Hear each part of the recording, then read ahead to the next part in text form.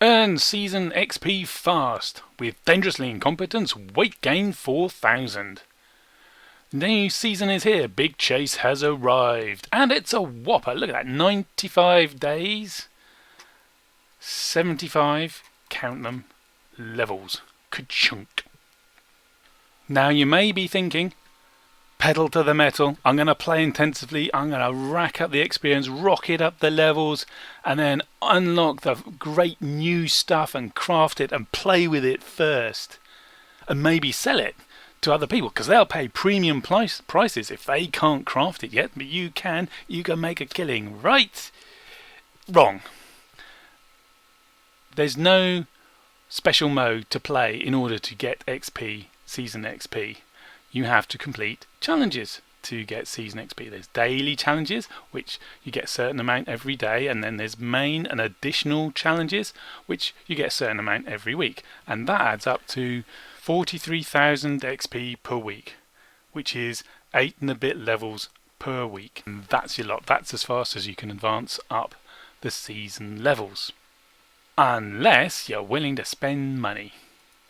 The first person who's going to unlock the Kami and craft one and maybe sell one is going to be someone who has bought an Elite Battle Pass for €35, because that Elite Battle Pass will increase their season level by 15. And in a couple of weeks' time, you can forget the Elite Battle Pass as well, because they'll be in the shop +1 level. +1 season level that you'll be able to buy, and you'll be able to buy it multiple times. So the first person to craft a Kami is going to be someone who's paid quite a lot of money to do so. I can't help you level up any faster than that. But if you've only got a limited amount of time to spend playing Crossout, and you want to earn as much Season XP as you can in the amount of time you've got available to play, I can help you with that. I've got tips for that. If you're playing your way up the season levels as fast as possible, i.e. you're completing all the challenges and getting all the available XP, then you need to look at the daily challenges first, because they use them or lose them. From the Big Chase announcement, at the end of the day, all uncompleted daily challenges are reset and replaced with new ones. That is, if you don't complete these challenges, they're gone. You can't get that XP to that day, that week, but the next day there's a new set for you to complete. Whereas the main challenges and the additional challenges, they stack up, so you don't have to complete them this week. Again, from the announcement, every Thursday after the list of challenges is updated, all uncompleted weekly challenges are carried over to the next week. So you could do them next week, next month, or even the last day of the season. And then the new ones stack up in an invisible stack. You always see the next 4 that you can do, and you can achieve all of them at once. But the rest of them that you haven't completed yet, they're in a stack, and they'll come in one at a time when you complete the main challenges, and the same for the additional challenges. To complete the first daily challenge, you need to earn 2 patches, and for the later ones, you need to earn more patches from the categories weapons, missions, and raids. Let's have a look. So, weapons patches, for every weapon type and for every rarity, there's a patch. Destroy enemies with a special weapon of the type machine guns in missions. Easy, right? You're doing that all the time, right? If you've got a special machine gun on your build, but you need to destroy 40 of them. That's quite a lot. There's only 8 enemies per mission battle, so if you destroy all of them in each battle, you can complete this in the minimum of 5 mission battles. That's slow progress, and that's the same for all the weapons. But you can do weapon patches and mission patches at the same time, because the weapon ones are done in mission. But the mission patches are also slow progress. Win an assault battle without being destroyed. That's easy enough, but you need to do it 5 times before you get a patch. And they're all slow. Well, maybe not the MVP. You only need 1 MVP to get the patch. But how often are you getting an MVP? I'm averaging an MVP in 1 in every 20 battles. If you're a newbie player, you'll be getting it a lot less than that. They're all quite slow, all these mission patches, or quite esoteric. Oh, well, flawless, take no damage in battle. You only need one of them, but how often does that happen? Not very much. Lifter would be great, except it's excluded to stop people, not conniving, cooperating. I'll fall myself over, now you pick me up. Hooray! We do that 15 times and that's a patch each. You can get patches really quick out of missions, but you have to specialise, really specialise. Backstab is the way to do it, probably.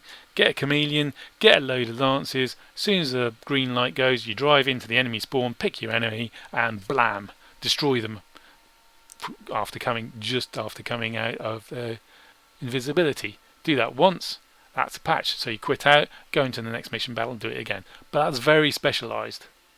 And you've got to, of course, you need to have lances and a chameleon to do that.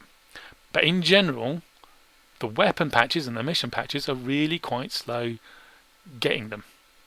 You can do mission and weapon patches in patrol, and some people advise that because you're facing bots. So bots are a lot easier to defeat, so it's quicker to get the patches that way. Well, I say it's a lot easier to destroy people if they're a lot weaker in the old power score than you are. So I say it's a lot easier to complete patches in raids, and it's a lot quicker. For example, Lunatic Destroyer. You're in normal raids, you're facing the lunatics, you have to destroy 160. That's hundreds of them! Literally hundreds of them! Yes, but it's a raid. You face literally hundreds of them. So it's 1 or 2 raids, and you've got Lunatic Destroyer. And whilst you're doing that, there's other patches to be had. These are all the different factions you're facing at the different difficulties, but where's he gone? Destroy enemies in raids whilst in the air, or score the most points in the raid. There's only either 3 other players, so you've got 1 in 4 chance of getting the higher score, right? You only need 1 of them for a patch. Knife in the back. Got chameleon? Keep on turning it on and coming out and destroying an enemy. You only need to kill 5 people. 5 bots. 5 easy wimpy bots, not the boss bots. Forget about the boss bots. They're really tough, really slow. Okay, you've got to do that to complete the raid, but that's getting you extra resources, isn't it? We're after patches. And then here's the really common ones. Win in raids. How many you need? Oh, you need 10 of them, but that's going to happen almost every time, isn't it? And then there's the really ones that really pick up. Peacemaker. Destroy enemy weapons in raids. 20 of them, bang, a patch. And you do loads of them. And the same for Grease Monkey. Destroy enemy movement parts in raids. Need 30 of them, but you destroy loads in raids. So you really do rack up the patches a lot quicker in raids. In my experience, by the time I spent my 200 daily allowance of fuel on normal and hard raids, I've usually completed the daily challenges. So I recommend doing raids to get those daily challenges out of the way. For instance, look at the results from this hard raid. 1, 2, 3, 4, 5, 6, 7 patches in one raid. Excellent, nice and quick. And that's completed my first daily challenge, 2 patches, and then it completed my second daily challenge, 3 patches, and it's got me 2 patches into my third daily challenge, which requires 4 patches, all off one raid. Can you do that in mission battles? Yes, you can, but you can do it much more frequently in raid battles, and therefore you complete your daily challenges much more quickly. If you're really squeezed for time, like you can only play for an hour a week, then do have a good look at the main challenges, because they're worth 5,000 a time, and some of them are really easy and really quick to complete. I've just done my first big chase, and I managed to complete 2 of the main challenges without really trying, and that's 5,000 XP a time. That's 2 levels in the 4 minutes it took to complete Big Chase. But not all of the main challenges are that easy or that quick, and some of them have prerequisites. The requirements for meeting the main challenges are usually quite relaxed. This first week they've been extra relaxed. Do 15,000 points of damage, win 7 battles in missions, raids or brawls. Easier to do it in raids.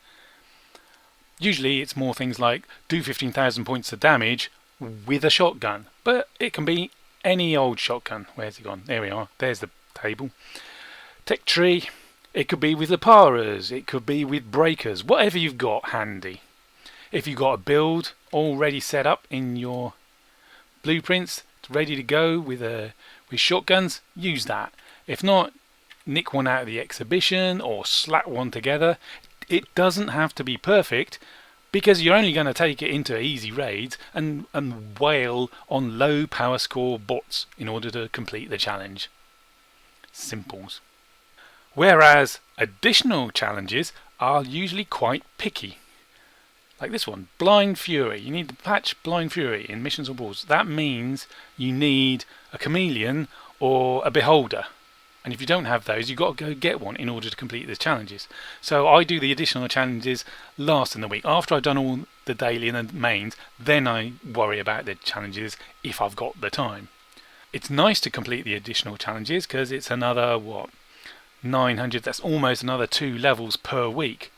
But don't fret about them if you're only concerned with completing the season. Because, as it says in the release notes, please note that it is possible to get the maximum level in the event by completing only the daily and main challenges.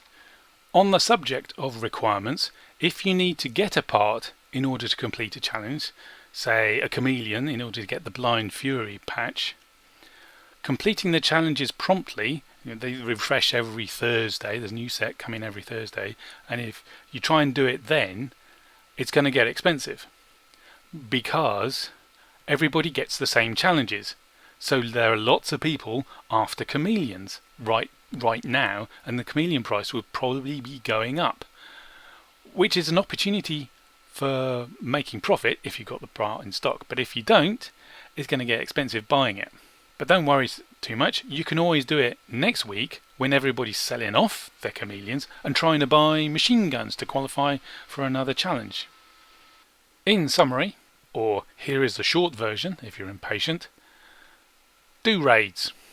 It's easier and therefore quicker to complete the daily challenges, earn the XP and go up the season levels in raids.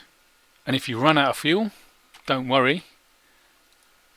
The chase is a raid and it doesn't require fuel to enter. That's it. Those are my tips, and this is my current raid build. You can find it in the exhibition. Weight gain 4,000. Beefcake!